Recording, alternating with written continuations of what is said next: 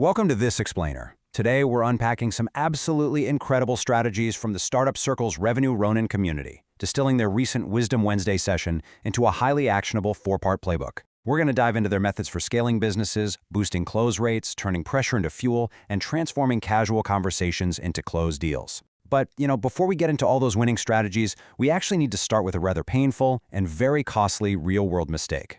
So imagine dropping $7,000 on a Facebook ad campaign and landing exactly 0 new patients. Zero. Zilch. That is exactly what happened to one chiropractic practice discussed in our source notes. Now here's the crazy part. The platform itself wasn't the problem at all. In fact, another client was seeing 10x growth using that exact same ad platform. The real issue? It was the strategy and the operator. They were out there trying to sell a solution without truly understanding the mechanics of how people actually buy. And that stark contrast perfectly highlights the session's core framework, introduced by Justin, the community's lead. Look, naming a problem gets a nod of attention, sure, but pricing what that problem costs in real, hard dollars, that is the pain that actually gets you paid. When that chiropractor just said, "I need more patients," well, that's just a problem. But looking at the exact loss, $7,000 of wasted capital literally bleeding out of their bank account, that's the pain. When you price the gap in real dollars, instead of just naming a vague issue, you move your prospect from passively listening to actively signing the contract. So to help you avoid that $7,000 mistake and really scale your revenue, we've organized these insights into a 4-pillar playbook. First up, sales and persuasion. Second, marketing and tech. Third, unconventional growth. And finally, mindset and legacy. Let's jump in. Pillar 1, Sales and Persuasion. This is where we focus on the micro level of individual interactions. The journey of every successful close really starts with the PPP sales method. This is a super structured approach to move your prospect along a very specific emotional and logical path. First, you help them identify the problem. Then, like we just talked about, you dig into the pain. You ask direct questions that help them articulate the financial leaks they already sense but just haven't put a dollar amount on yet. Finally, once they really feel that financial sting, you guide them toward profitability. By the time you hit that third P, they aren't just looking at a service, they're looking at a financial lifeline. Expanding on that psychology, community member Andy shared this brilliant persuasion concept from Chase Hughes' work in neurocognitive influence. It's affectionately called the Lego technique. Instead of aggressively pitching, you just hand the prospect the factual pieces, like individual Lego bricks. Present 2 or 3 undeniable facts and then just pause. You let the listener connect the dots and build the conclusion completely by themselves, kind of like how top-tier news broadcasters use a fact-then-pause structure. The brilliance here is that a conclusion someone builds themselves is one they will fiercely defend. Persuasion isn't manipulation, it's clarity. When you guide someone to see the gaps in their business and they put the pieces together in their own mind, they defend it as their own original idea. You aren't really selling them at all, they're actually selling themselves.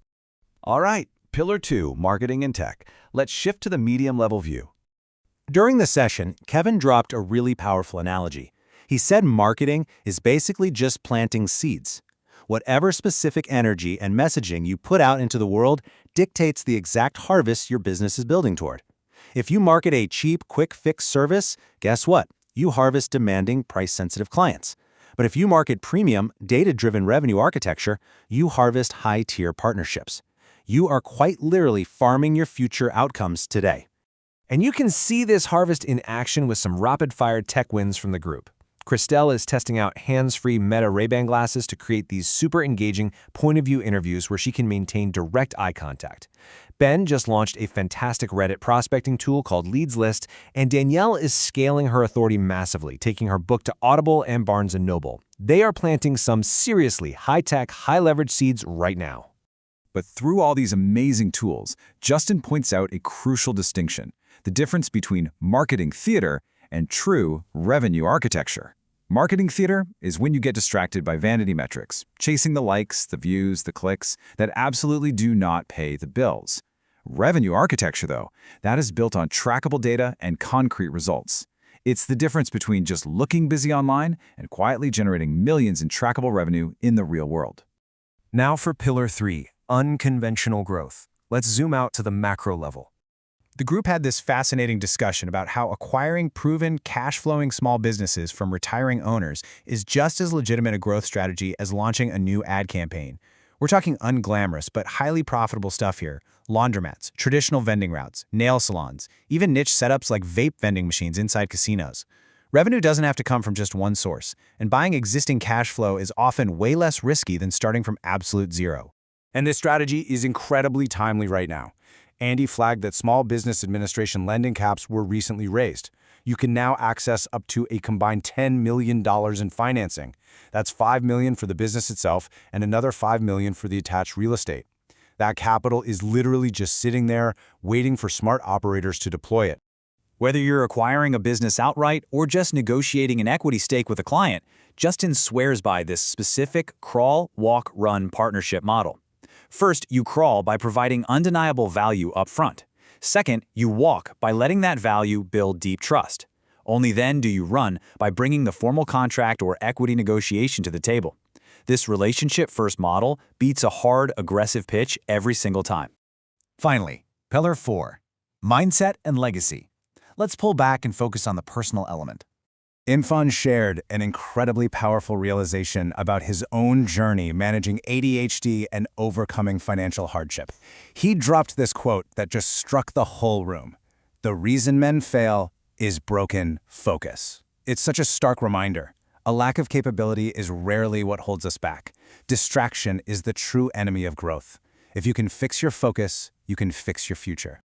Building on that resilience, Danielle, who goes by the WTF Lady, which brilliantly stands for Worth of Fear, by the way, reminded the group that pressure doesn't create leaders, it exposes them. High-stakes situations don't magically forge your character on the spot. They just reveal the internal foundation you've already been building in private when absolutely no one was watching. Kicking off some rapid-fire closing wisdom, Justin delivered a major reality check for our digital age. He said, "Online is where these premium conversations start, but in person is where they close." Digital tools and AI are amazing for planting seeds, sure, but nothing will ever replace the preparation, the eye contact, and the human connection required to close life-changing deals face-to-face. This really brings us to the ultimate Revenue Ronin mantra. Clicks are vanity, revenue is sanity, and profit is everything. It forces you to keep your focus entirely on their three-pillar engine: discipline, data, and results. If an activity doesn't directly contribute to one of those three, it's just noise. We're ending this explainer with the session's actual sign-off, which is so incredibly powerful. When all the deals are closed, at the end of our lives, we're going to ask ourselves 4 simple questions. Did I live? Did I love? Did I matter? Did I make a difference? Build your mind, your body, your business, and your bank account, for sure. But as you go out there today, ask yourself, are you actually building a lasting legacy? Stay hungry, stay humble, and thanks for joining me for this explainer. What kind of difference are you going to make today?